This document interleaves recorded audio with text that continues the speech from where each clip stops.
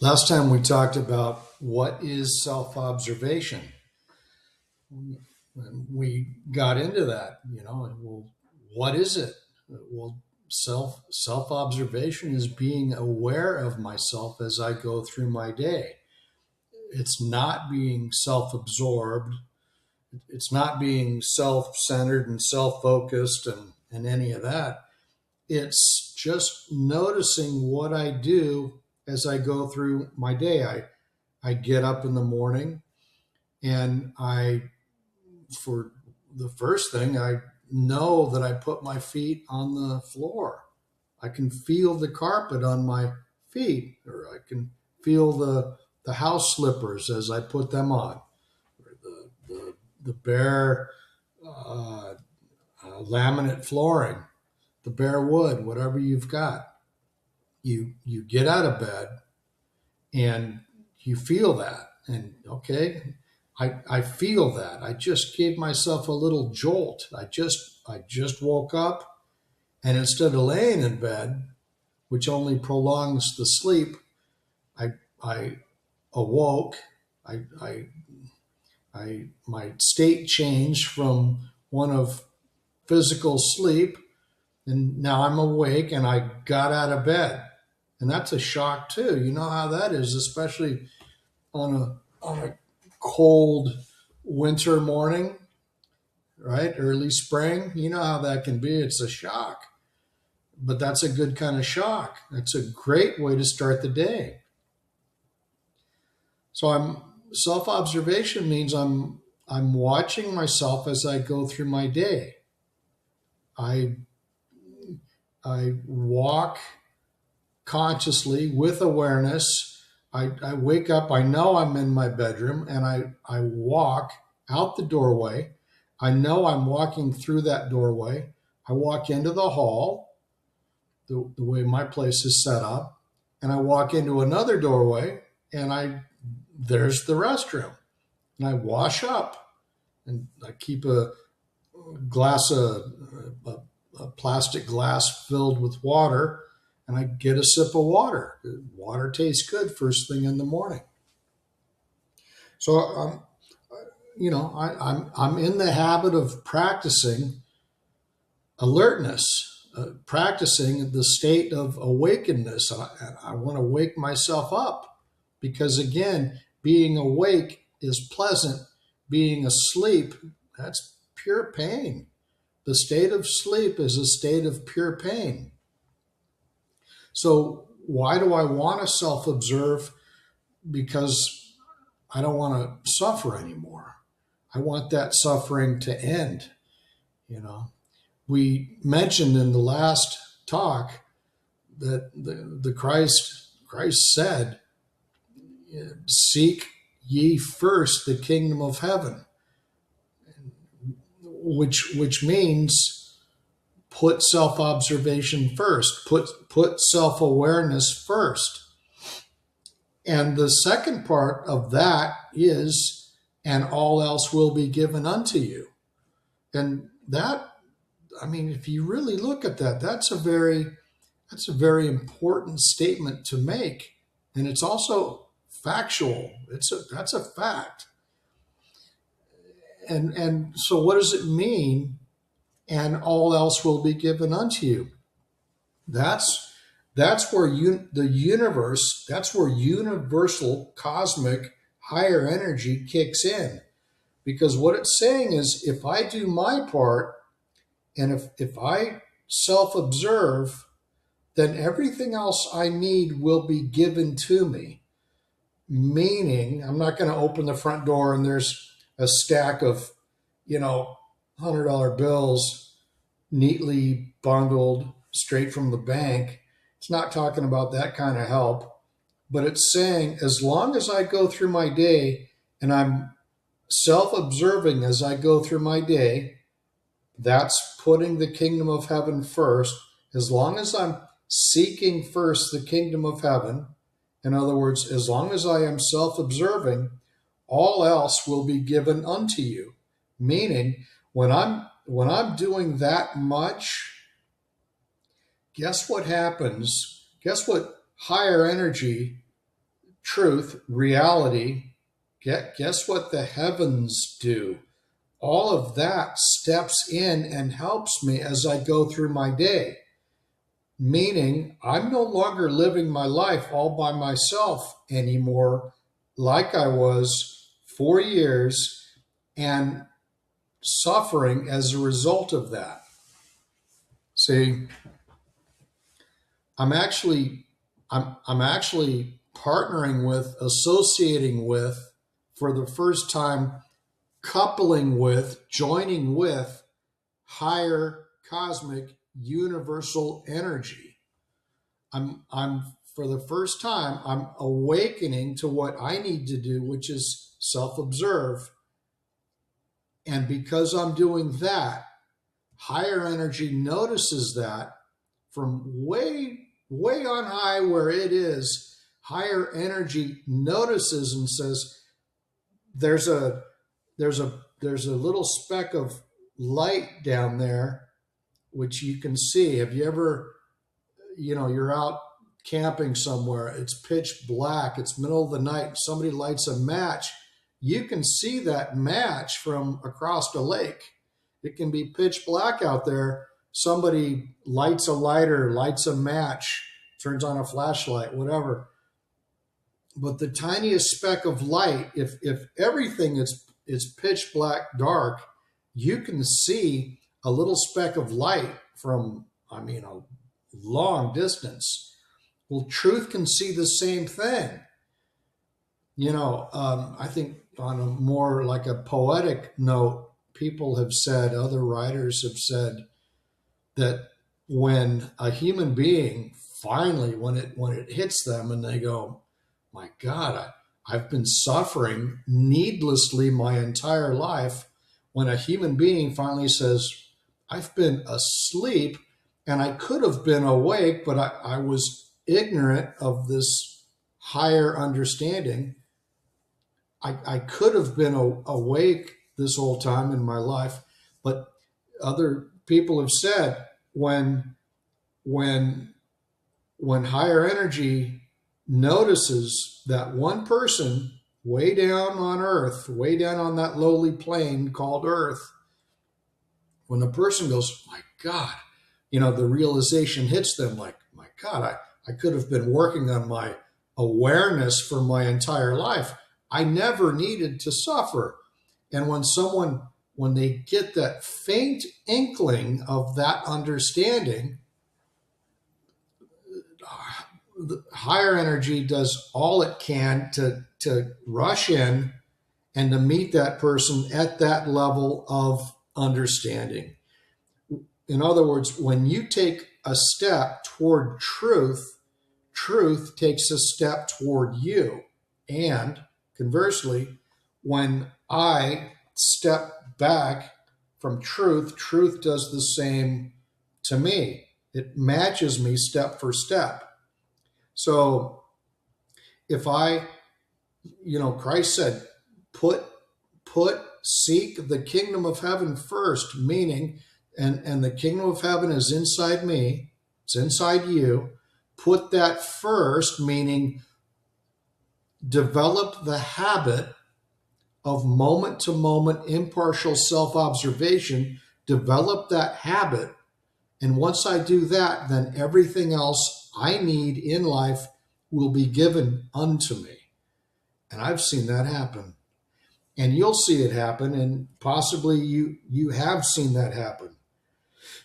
But you'll see it happen, even more. If you make the decision, the choice, and it would be a very wise one, to avail yourself of this work, you're going to see this for yourself. That when you actually do start to work on yourself, start to notice a breath. When you take a breath, when you're sitting at a table and you just reach out and just touch that table for once. I'm sitting here at a desk, and we do these things all the time in our total sleep, but just reach out and just touch the edge of a hard surface. Maybe there's something near you that you can touch and just feel that and say, you know, my feet are on the floor right now. My 2 feet are solidly on the floor. I can take a deep breath. I can know that I'm in this room right here. I'm in this room. I'm in the office here, and it's off the living room. And I'm alert, and I'm aware, and I'm living in this present moment right now. And in this moment, there's no suffering. There's no pain. There's no questioning. There's no fear of the future or dread of the past because there's no time. Time also does not exist. If suffering's not there, time's not there either. And if time's not there, suffering's not there either. You're just living in the moment. And this is where we were always meant to live. This is where we were created to live. More than that, before I forget, let me run this down to you.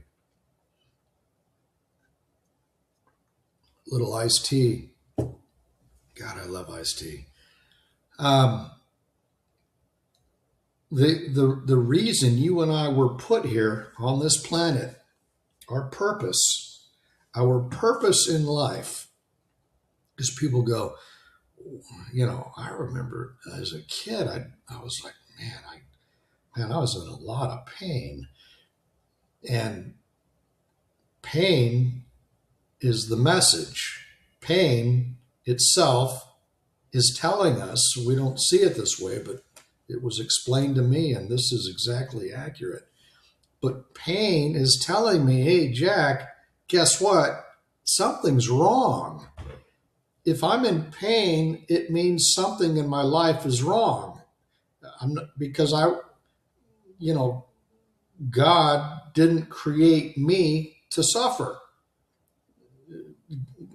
God, nature, doesn't create any human being on this planet and say, I'm creating you so that you can go down to that plane and you can exist there and you're just going to suffer the whole way through. It's not that way at all. We are put here on this plane in the hope that we will learn to look back and recognize the creative energy force that made us. We were put here in the hopes that the pain would get bad enough that we try everything under the sun to get rid of that pain. None of it works.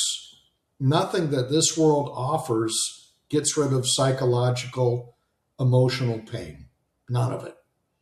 The only thing that does reduce and eliminate suffering is moment-to-moment impartial self-observation. That's it.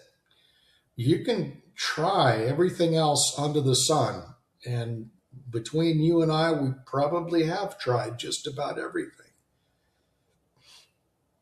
You can try it, but notice it doesn't get rid of the pain. The pain continues. The only thing that gets rid of pain is moment-to-moment impartial self-observation. In other words, coming home to yourself. If you can breathe, if you can take a breath of oxygen, which I know you can come home to yourself. Because both practices were given to you to know how to do at birth. The sheer fact that you are a human being means you have the ability, it's inside you, it is innate to you. You have the ability to self-observe.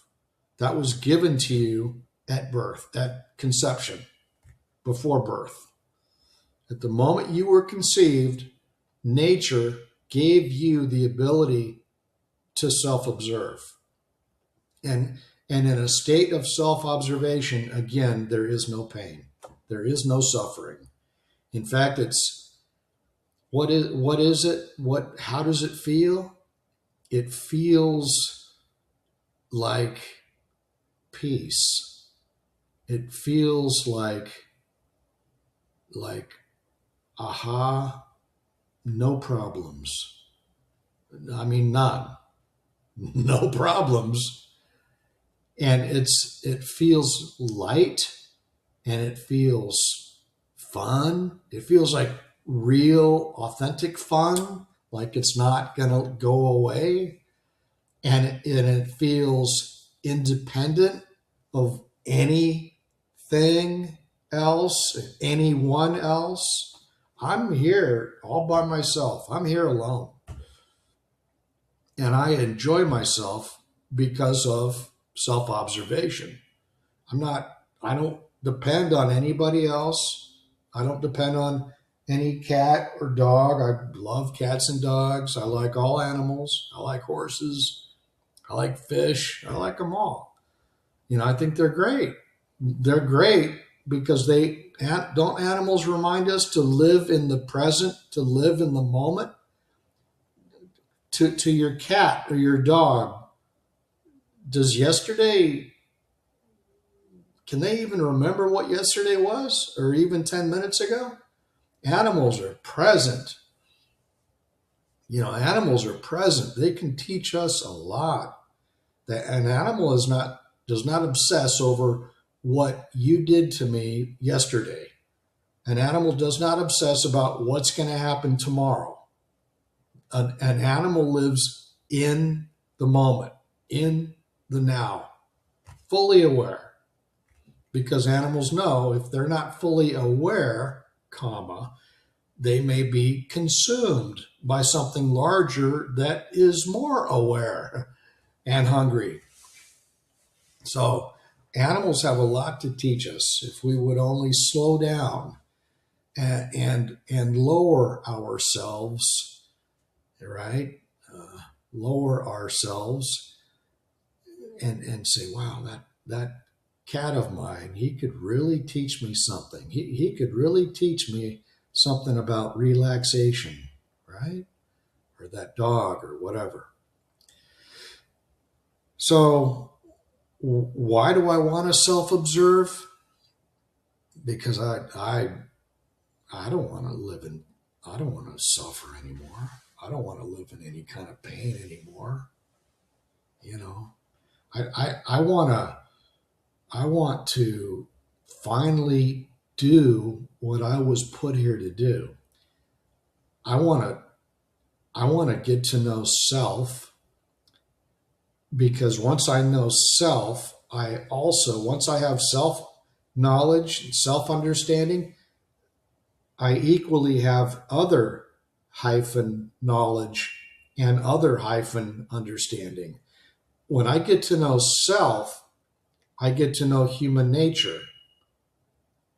And when I learn human nature, that learning qualifies me to learn to understand higher nature. See?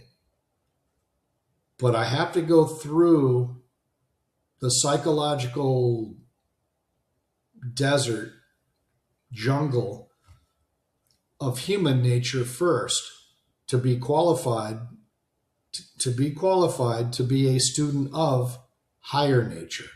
I can't just on day one go, hey, I want to learn all about heaven so I can, get a piece of paper and graduate and then go teach other people about heaven.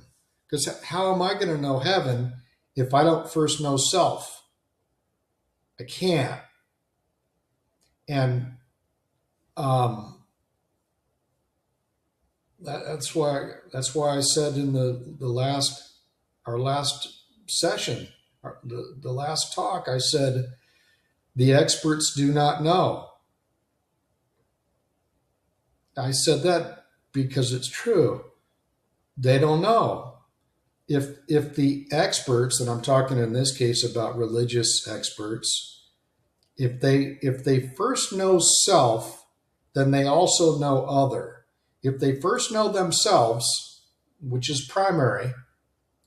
And the only way to know self is to learn how to self-observe. That means that they have habituated, they've made a habit of the practice of moment to moment impartial self-observation. If they can do that, then beyond self, they also understand other people. But if they don't know how to self-observe, why would you go to any of them for life advice or any kind of advice at all? And people do that all the time.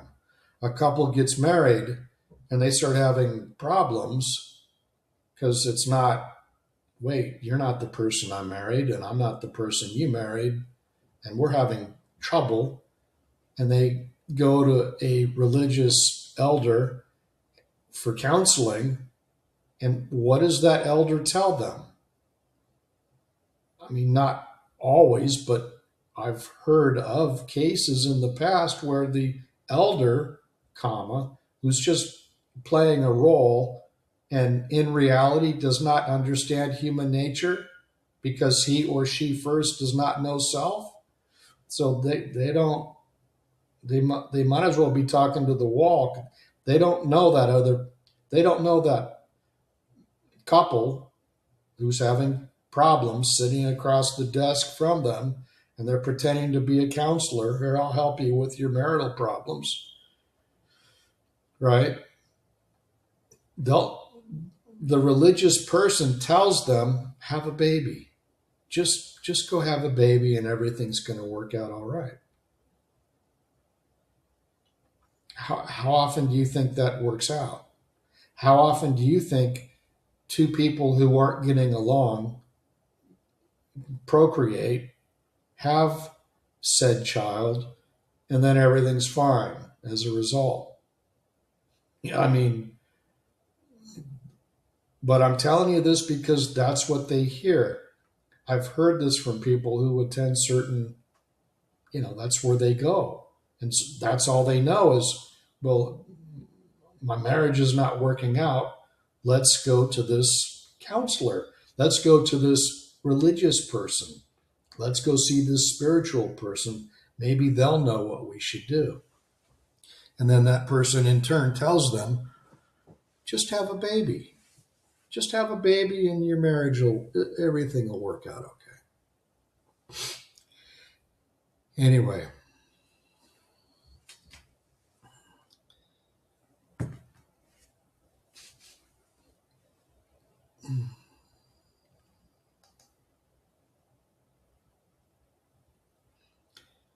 That's why I want to self-observe. I want a better life. I've done the other way, and it doesn't work. I want to self-observe because I want the power of the universe, of the cosmos with me as I go through my day.